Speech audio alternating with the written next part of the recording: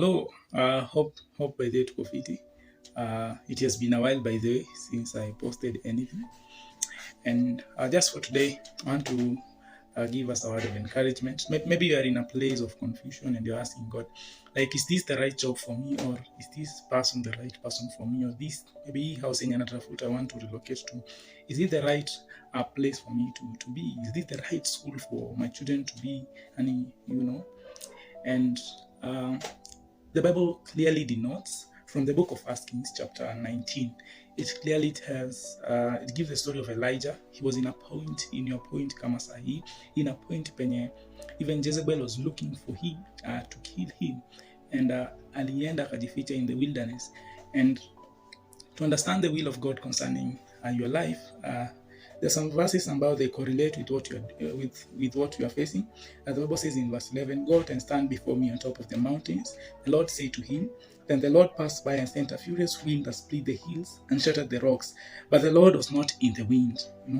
The wind stopped blowing, and there was an earthquake. But the Lord was not in the earthquake. After the earthquake, there was fire. But the Lord was not in the fire. And after the fire, there was a soft whisper of voice. Many other times that we read the Bible and God shows up in form of a fire, kama time ya wana Israeli. Many times pia Mungu ana show up in form of a wind. And how do you come to a point of understanding that